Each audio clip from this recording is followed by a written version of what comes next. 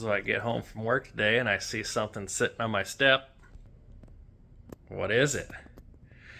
Could it be the final piece of our drivetrain? Our drive line?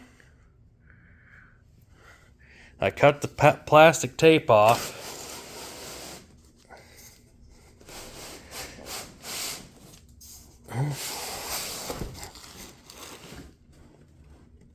Oh, nice. What do we got?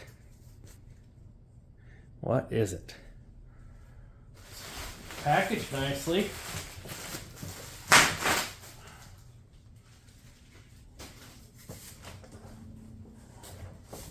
It's heavy.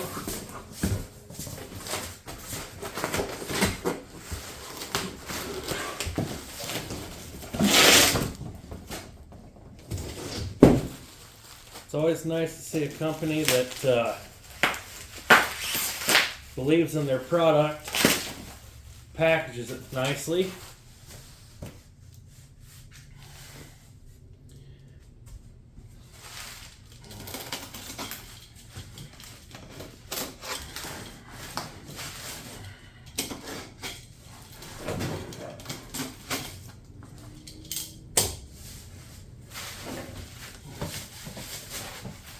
Ooh, baby. Oh.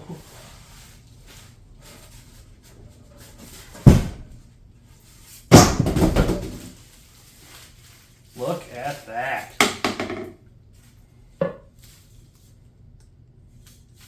Oh, I'm impressed.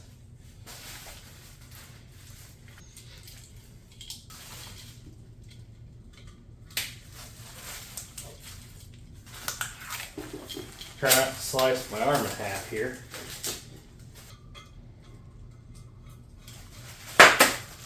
Nope, those weren't gunshots.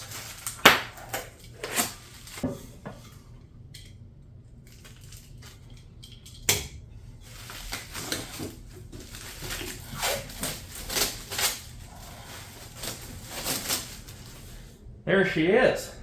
Drive shaft. 36 spline yoke. Let's dive under there and see if she'll fit. I don't know if you guys will fit under there with me, but it's a beautiful drive shaft. Packaged nicely from drive shaft specialist down there in Texas. All right, let's try and get this bad boy up in here.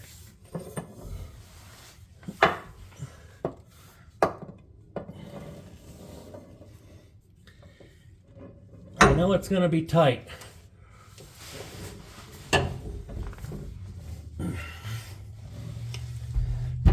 Because my measurement tape was,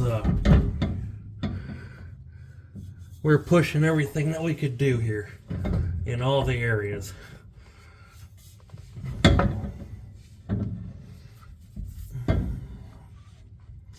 Put that monster yoke up in there.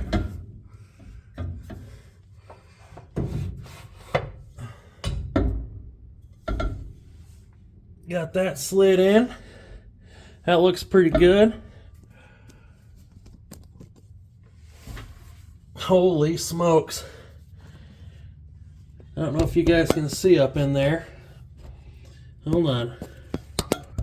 There's the floor. Let me get this thing rotated for us all to see. There we go.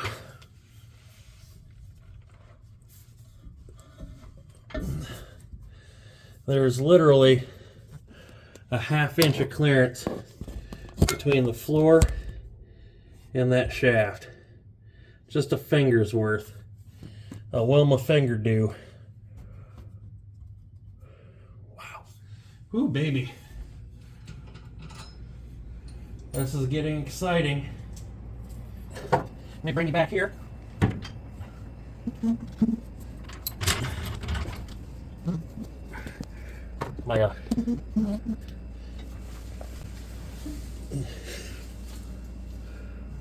My rich brother, obviously, with all his money, has that hoist, you know, so he can afford fancy things like not laying on his back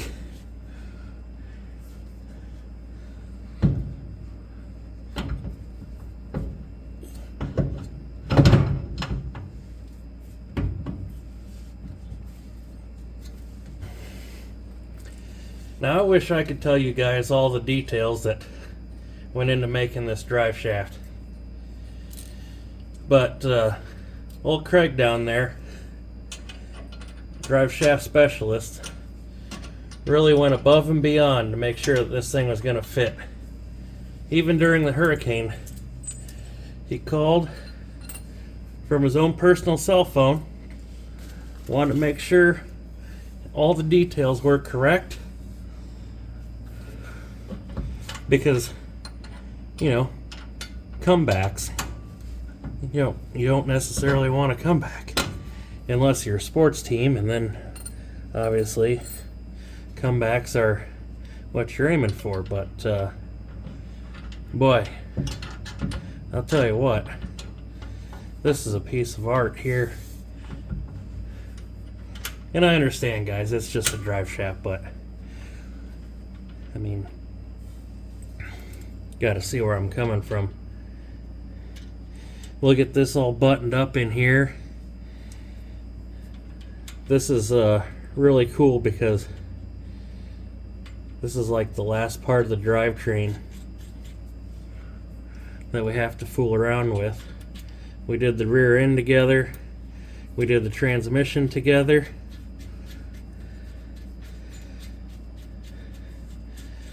and it's finally all coming full circle here.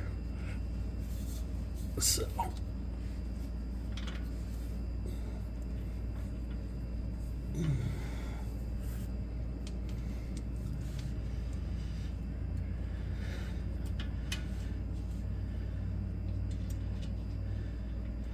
it appears that I lost a nut somewhere. Well, looks like we got to tap that U-joint cap in a little bit,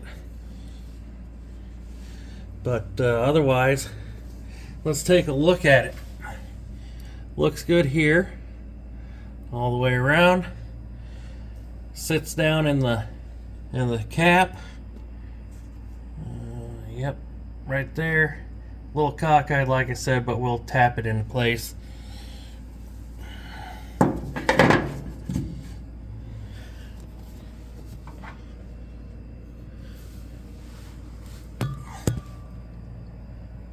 Fits in between the frame there.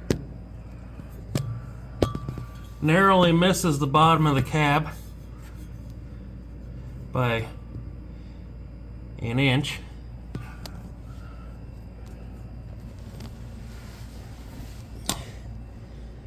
And just misses the floor up here. Boy, is that nice. What a beautiful job. Uh-oh, ran into a little problem while installing this drive shaft. You see, at full droop, we had plenty of room. Well, when you raise the rear suspension up as low as it'll go, or as high as it'll go, so the truck will be as low as it'll go, we have a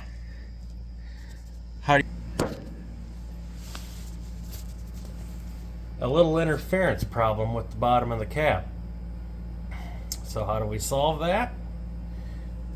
We notch, or we buy a two-piece drive shaft that allows articulation at the subframe here. But we're not going to do that. We're going to keep the one piece because it's so beautiful, straight out of Texas. And how do we notch this? How do we come up with the idea? How do we get the right dimensions? Well, this is how.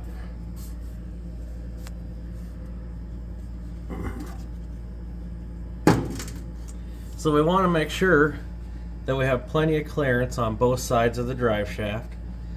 So I measured over just with a straight edge, laid it here, came over right about an inch on each side.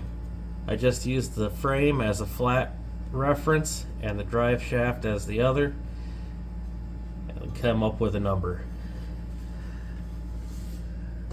Going upward here, we basically did the same thing, except for we were limited. We were limited by how far we could go up by the bottom of the cab, and there's a shadow in the way. But the bottom of the cab tells us how far we can go up. And you can see there that we are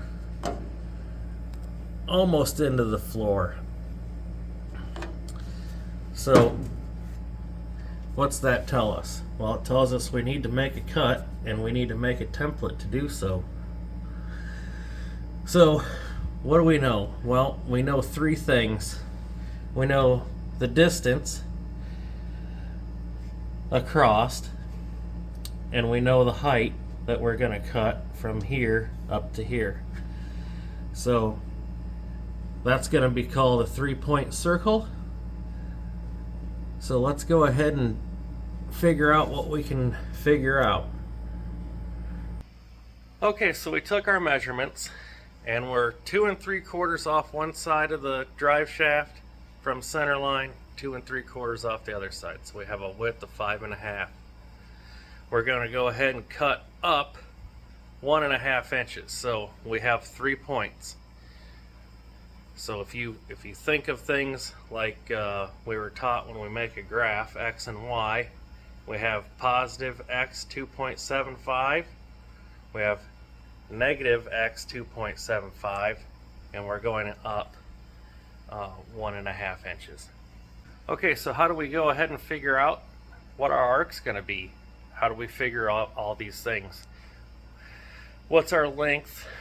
All these different things. Well, we can plug in a formula, or we can go ahead and use the Google and figure out a 3-point circle. So our first point here, we're going to call that the point that's left of the switch hands, left of center line. So minus 2.75 and 0 in the positive Y direction. The second point will be where we've crossed and reached the high point. So we're now 0 in X and positive 1.5 in Y. Third point is going to be 2.75 because we're to the right of center, and we're going to have a big fat goose egg for Y. And then we hit calculate. So shows we're going to have a radius of 3.27, and the starting point of that radius is going to be in Y minus 0.177. So that's almost 3/4 of an inch. Your radius is almost 3 1/4. So let's figure that up. Alright, I'll have you look over my shoulder while we make a short graph here. So we don't need much. We'll go ahead and just do, let's see, 0, 1, 2, 3, 4. That ought to be plenty. And then upward, we'll do 1, 2, 3, 4. We'll flip this over. Try and keep it in the same line if we can. 1, 2, 3, 4. 1, 2, 3, 4. Okay, so we've got our dots, and they might be hard to see, but here in a second you'll see what we're going to do. So remember what our thing said. In the negative Y direction, we're going to be almost 1 3/4 down. So that is right here. And then our radius was right about 3 1/4.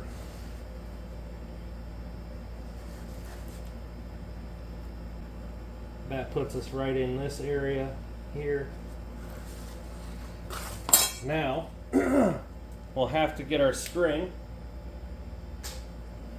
Voila, look at that. We have a piece of string. So, this is our center point. It's below the axes here, which is this way and this way, so that's exactly where we need to be. And we're going to go ahead and take our string, pull it taut, okay, and then we are going to swing an arc like that. Can you see that okay? There you go. You can see it now. And I know it didn't turn out perfectly, and that's because I didn't have a push pin, you know, going on here, and the string kind of got a little on the short side. But this is going to be our general shape. All right, and through the magic of editing, we'll just cut. Oh, look at that. There it is. We got one. Very nice. Okay, so we've got that. Now we've got to crawl underneath the truck, and we would place that on the frame there. Okay, that center point would represent our right above our drive shaft, and then this would be the highest point here in the cab. So we go ahead and cut that out. And now you might say, well, Matt, how long is that? How long is that arc length right here? I've got to cut a piece of steel to make that work. Well, that's pretty easy. Just got to think a little bit. So go ahead and take your cutout here, put it right here, and then roll. Oh, hold on. It's going to be a little longer than we thought it was going to be. Go ahead and take your cutout, make a point, roll that as best as you can. Okay? And we'll come over here. So that's the length of our piece that you're going to need to cut out. And since nothing's perfect in the world, add a little bit on each side. Take your width measurement that you're going to need to cut, and then you'll have yourself a nice piece of strap steel. Nice and thin, easily formable, and then all you do is start, tack weld, fill it in, fill it in, fill it in, until you arc this all the way over on the other side, and then you'll have a finished product. You'll have yourself a finished product that will work for you. Let's crawl under there and take another look. So there it is. There it isn't. So there it is in all its glory. Suspension is in full collapse, and you can tell that we have about an inch all the way around. So that works out really nice. And if you didn't know, have access to a computer or whatever, you could cobble something together. But that's the fastest, cleanest way that you can do something like that. Because remember, guys, it's not a perfect circle. So it's just a piece of a circle. So there you have it.